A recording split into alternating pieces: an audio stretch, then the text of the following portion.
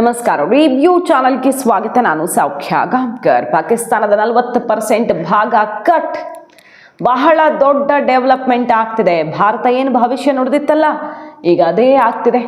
ಪಾಕಿಸ್ತಾನ ಕನಸಲ್ಲೂ ಊಹಿಸಿರಲಿಲ್ಲ ಇದಿಷ್ಟು ಬೇಗ ಆಗುತ್ತೆ ಅಂತ. ಅಂತಹ ಡೆವಲಪ್ಮೆಂಟ್ ಡೀಟೇಲ್ಸ್ ಇಡ್ತಾ ಹೋಗ್ತೀವಿ. ಮಿಸ್ ಮಾಡಿದ್ರೆ ನಮ್ಮ ಚಾನಲ್ನ ಸಬ್ಸ್ಕ್ರೈಬ್ ಮಾಡಿ, ನಿಮ್ಮ ಅಭಿಪ್ರಾಯ ಕಮೆಂಟ್ ಮಾಡಿ ತಿಳಿಸಿ. ಎಸ್ ವೀಕ್ಷಕರೇ, ಪಾಕಿಸ್ತಾನದಲ್ಲಿ ಎಷ್ಟೇ ವಿದೇಶಿ ಹಣ ಬರಲಿ, ಏನೇ ಸಹಾಯ ಮಾಡಲಿ, ಅದು ಭಿಕ್ಷುಕರ ದೇಶ.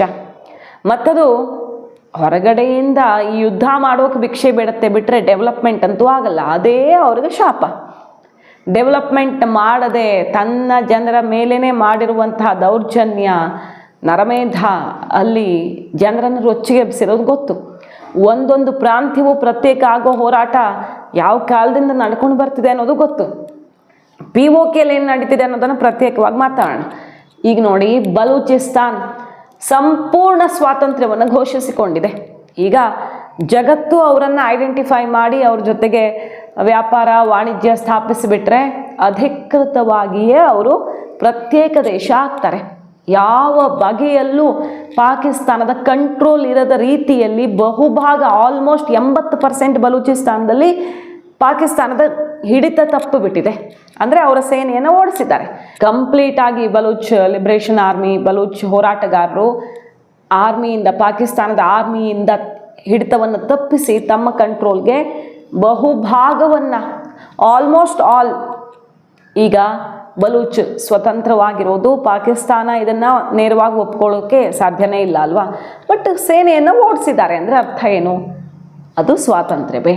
ಪಾಕಿಸ್ತಾನದ ಆರ್ಮಿಯನ್ನು ಅಲ್ಲಿಂದ ಓಡಿಸಿದ್ದಾರೆ ಅಂದರೆ ಅದೇ ಸ್ವಾತಂತ್ರ್ಯ. ಅದನ್ನು ಘೋಷಿಸ್ಕೊಂಡಿದ್ದಾರೆ. ಎಲ್ಲೆಡೆ ಪತ್ರವನ್ನು ಕಳಿಸ್ಕೊಟ್ಟಿದ್ದಾರೆ, ಬಲೂಚಿಸ್ತಾನ ಸ್ವತಂತ್ರವಾಗಿದೆ ಅಂತ. ಈಗ ವಿವಿಧ ರಾಷ್ಟ್ರಗಳು ಅವರನ್ನು ಐಡೆಂಟಿಫೈ ಮಾಡಬೇಕು. ಅದು ಮಾತ್ರ ಆ ಪ್ರಕ್ರಿಯೆ. ಯಾಕಂದರೆ ಎಷ್ಟೊಂದು ಕಡೆ ಹಾಗೆ ಹಾಕ್ಕೊಂಡು ಬಂದಿರೋದಲ್ವ.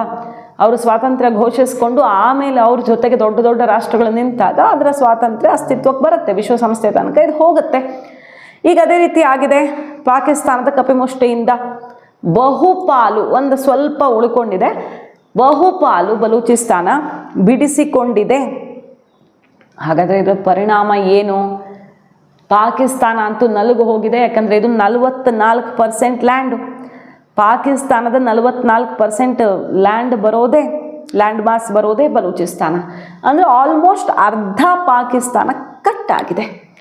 ಪಾಕಿಸ್ತಾನ್ ಮುನೀರ್ ಸೈನ್ಯದ ಹಿಡಿತವನ್ನು ತಪ್ಪಿದ 44%, 4% ಬಿಟ್ಟು ಹಾಕಿ, 40% ಲ್ಯಾಂಡು ಹಿಡಿತ ತಪ್ಪು ಹೋಗಿದೆ. ಈಗ ಅಲ್ಲಿ ಜನಸಂಖ್ಯೆ ದೊಡ್ಡ ಮಟ್ಟದಲ್ಲಿ ಇಲ್ಲದೆ ಇದ್ದರೂ ಕೂಡ ಭೂಭಾಗ ಪಾಕಿಸ್ತಾನದ, ಇಡೀ ಪಾಕಿಸ್ತಾನದ ಅರ್ಧ ಇರೋದೇ ಬಲೂಚಿಸ್ತಾನ.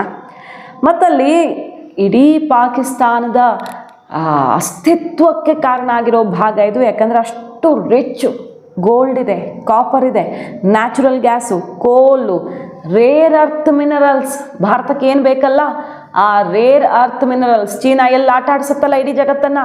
ಆ ರೇರ್ ಅರ್ತ್ ಮಿನರಲ್ಸ್ ತುಂಬ ಅಪಾರ ಸಂಖ್ಯೆಯಲ್ಲಿ, ಅಪಾರ ಪ್ರಮಾಣದಲ್ಲಿ ಅಲ್ಲಿರೋದು.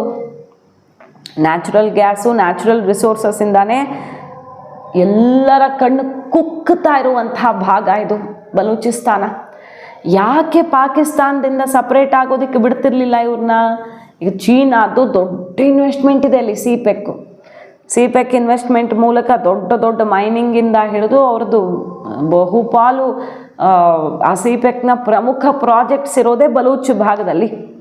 ಹಾಗಾಗಿ ಬಲೂಚಿಸ್ತಾನದ ಸುತ್ತ ಬಹಳ ಹಿಡಿತ ಸಾಧಿಸೋದಕ್ಕೆ ಭಾರತ ಇವರನ್ನು ಸ್ವತಂತ್ರ ಮಾಡಬಾರ್ದು, ಭಾರತದ ಮೂಲಕ ಇವರು ಸ್ವಾತಂತ್ರ್ಯ ಹೊಂದಬಾರ್ದು, ಭಾರತ ಆವಾಗ ಅವರಿಗೆ ಎಲ್ಲ ಬೇಕಾದದ್ದನ್ನೆಲ್ಲ ಸಪ್ಲೈ ಮಾಡ್ತಿತ್ತು ಅಂತಲ್ವ ಆರೋಪ ಪಾಕಿಸ್ತಾನ ಮಾಡ್ತಾ ಇದ್ದಿದ್ದು. ಬಲೂಚ್ಗಳ ಸ್ವಾತಂತ್ರ್ಯ ಹೋರಾಟಕ್ಕೆ ಬೆನ್ನೆಲುಬಾಗ ನಿಂತಿದ್ದೇ ಭಾರತ ಅಂತಲೇ ಅಲ್ವ ಅವ್ರು ಹೇಳ್ಕೊಂಡು ಬಂದಿದ್ದು.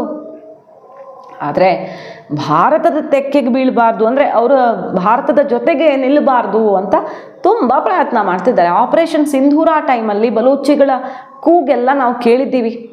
ನರೇಂದ್ರ ಮೋದಿ ಅವರ ಭಾವಚಿತ್ರ ಅಲ್ಲಿ ರಾರಾಜಿಸಿತ್ತು ಹೋರಾಟದಲ್ಲೆಲ್ಲ. ಮತ್ತು ಭಾರತ ನಮ್ಮ ಸಹಕಾರಕ್ಕೆ ನಿಲ್ಲಬೇಕು ಅನ್ನುವಂಥ ಕೂಗು ಎದ್ದಿತ್ತು.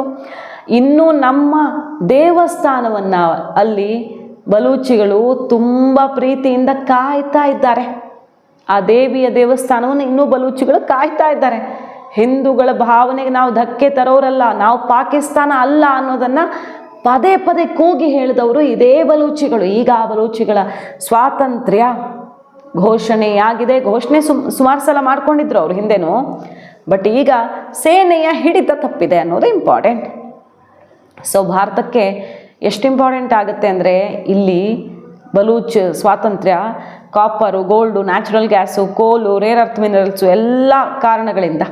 ಮತ್ತು ಚೀನಾ, ಪಾಕಿಸ್ತಾನ್ ಹಲವಾರು ಲೆಕ್ಕಾಚಾರಗಳಿಂದಾಗಿ ಈ ಬಲೂಚಿಸ್ತಾನದ ಜೊತೆಗೆ ಸ್ನೇಹ ಸಂಬಂಧ ಭವಿಷ್ಯದಲ್ಲಿ ಬಹಳ ದೊಡ್ಡದಾಗತ್ತೆ. ಕ್ರೂಷಿಯಲ್ ಗೇಟ್ವೇ ಸೌತ್ ಏಷ್ಯಾ ಮತ್ತು ಮಿಡ್ಲ್ ಈಸ್ಟು, ಸೆಂಟ್ರಲ್ ಏಷ್ಯಾವನ್ನು ಲಿಂಕ್ ಮಾಡೋದು. ಬಲೂಚಿಸ್ತಾನಕ್ಕೆ ಆ ಅಸ್ತಿತ್ವನೇ ಎಷ್ಟು ಕ್ರೂಷಿಯಲ್ ಇದೆ ಅಂದರೆ ನೋಡಿ, South Asia, Middle East, Central ಏಷ್ಯಾನ ಲಿಂಕ್ ಮಾಡುತ್ತೆ.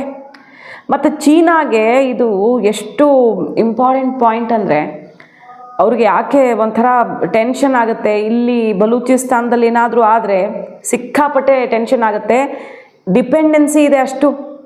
ಯಾಕೆ ಮಲಾಕಾ ಸ್ಟ್ರೇಟು ಮತ್ತು ಇದು ಮಲಾಕಾ ಸ್ಟ್ರೇಟ್ ಅಂದರೆ ವರ್ಲ್ಡ್ಸ್ ಬ್ಯುಸಿಯೆಸ್ಟ್, ಅದು ವಲ್ನರಬಲ್ ಚೋಕ್ ಪಾಯಿಂಟ್ ಅಂತ ಕರೀತಾರಲ್ಲ, ಅದ್ರ ಮೇಲಿನ ಡಿಪೆಂಡೆನ್ಸಿಯನ್ನು ಕಡಿಮೆ ಮಾಡುತ್ತೆ.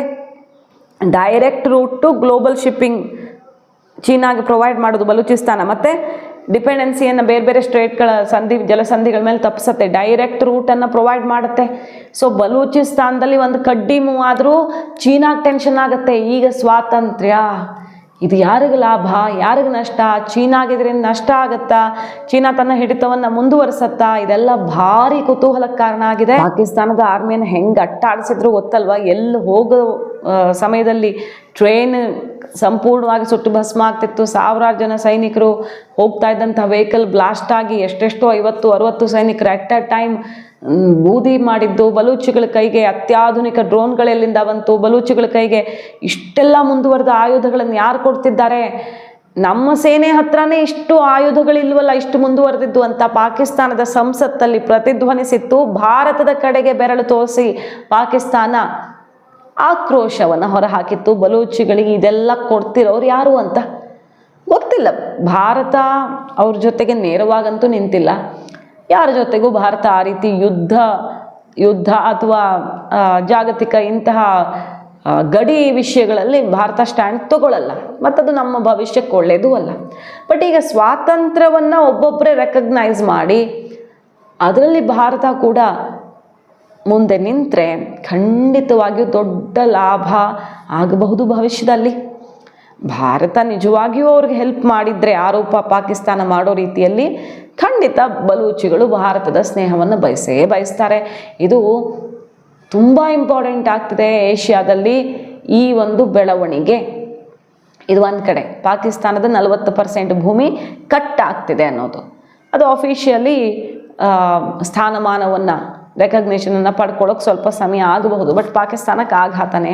POK ಏನಾಗ್ತದೆ? POKಯಲ್ಲಿ ಪಾಕ್ ವಿರುದ್ಧ ಸಿಡಿದೆದ್ದಿರುವ, ಪಾಕ್ ವಿರುದ್ಧ ಹೋರಾಟಕ್ಕಿಳಿದಿರುವಂಥ ಜನಸಂಖ್ಯೆನ ಒಂದು ಸಲ ನೋಡಿ, ಕಣ್ಣು ಬಿಟ್ಟು ನೋಡಿ ಯಾವ ರೀತಿ ಜನ ಸೇರಿದ್ದಾರೆ. ಜನಸಾಗರವೇ ನಡೆದಿದೆ. ಮೇನ್ಲ್ಯಾಂಡ್ ಕಾಶ್ಮೀರ ಅಂದರೆ ನಮ್ಮ ಜಮ್ಮು ಕಾಶ್ಮೀರದಂತೆ ನಾವು ಆಗಬೇಕು, ಭಾರತ ನಮ್ಮ ಕಷ್ಟವನ್ನು ನೋಡಲಿ ಅಂತ ಗೋಗರಿತಿರೋದನ್ನು ನೋಡ್ತಾ ಇದ್ದೀವಿ. ಭಾರತ ನಮಗೆ ಸಹಕಾರ ಕೊಡಲಿ ಅಂತ ಕೇಳ್ತಿರೋದನ್ನು ಗಮನಿಸ್ತಾ ಇದ್ದೀವಿ. ರಾಜನಾಥ್ ಸಿಂಗ್, ನರೇಂದ್ರ ಮೋದಿ ಅವರು, ಅಮಿತ್ ಶಾ ಅವರು ಆಡಿದ ಮಾತುಗಳು ಈಗ ನಿಜ ಅನ್ನಿಸ್ತಿದೆ. ಪಾಕಿಸ್ತಾನ ಏನು ಮಾಡೋಕ್ಕಾಗಲ್ಲ, POK ತಾನೇ ಭಾರತಕ್ಕೆ ಸೇರಿಕೊಳ್ಳುತ್ತೆ, ಅಂದರೆ ಭಾರತದ್ದೇ ಅದು, ಭಾರತದ ಜೊತೆ ಗಟ್ಟಿಯಾಗತ್ತೆ ಅನ್ನೋ ಮಾತುಗಳನ್ನು ಆಡಿದ್ರು. ಆಪರೇಷನ್ ಸಿಂಧೂರ್ ಆದಮೇಲೆ ನರೇಂದ್ರ ಮೋದಿ ಅವರು ಹೇಳಿದ್ದು ಒಂದೇ ಮಾತು. ಇನ್ನು ಪಾಕ್ ಜೊತೆ ಯಾವ ಮಾತುಕತೆ, ವ್ಯಾಪಾರ ವ್ಯವಹಾರ ಸಂಬಂಧ ಎಂಥದ್ದೂ ಇಲ್ಲ. ಒಂದೇ ಒಂದು ಉಳ್ಕೊಂಡಿರೋದು POK. ಅದು ಬಿಟ್ಟರೆ ಅಲ್ಲಿಗೆ ಒಂದು ತೊಟ್ಟು ನೀರು ಕೊಡಲ್ಲ, ರಕ್ತ ನೀರು ಒಟ್ಟಿಗೆ ಹರಿಯಲ್ಲ ಅನ್ನುವಂಥ ಅತಿ ದೊಡ್ಡ ಘೋಷಣೆ ಮೊಳಗಿಸಿದ್ರು. ಆಗ ಒಂದೇ ಒಂದು ಶಬ್ದ ಕೇಳಿದ್ದು, ಅದು POK. ಆ POKಯಲ್ಲೂ ಈಗ ಮೇಜರ್ ಡೆವಲಪ್ಮೆಂಟ್ ಆಗ್ತಿದೆ. ಸೊ ಕೆಲವು ವರ್ಷಗಳಲ್ಲಿ ಪಾಕಿಸ್ತಾನ ಭೂಪಟದಲ್ಲಿರಲ್ಲ, ಅಳಿಸಿ ಹೋಗುತ್ತೆ, ತುಂಡಾಗಿ ಹೋಗುತ್ತೆ ಅನ್ನೋ ಭವಿಷ್ಯವಾಣಿ ನಿಜವಾಗೋ ರೀತಿ ಕಾಣಿಸ್ತಿದೆ. ಒಂದು ಕಡೆ ಭಾರತ ಪಾಕಿಸ್ತಾನಕ್ಕೆ ಕೊಟ್ಟಿರುವಂಥ ವಾಟರ್ ಸ್ಟ್ರೋಕ್ ಇದೆಯಲ್ಲ, ಅದಂತೂ ಪಾಕಿಸ್ತಾನವನ್ನು ಅಳಿಸಿ ಹಾಕುವಂಥದ್ದು. ಬ್ರಹ್ಮೋಸ್ ಕೂಡ ಮಾಡೋಕ್ಕಾಗದಂಥ ಹಾನಿಯನ್ನು ಭಾರತ ಕೊಟ್ಟಿರುವ ಸಿಂಧೂ ನದಿ ಆಘಾತ ಮಾಡಿದೆ ಆಲ್ರೆಡಿ.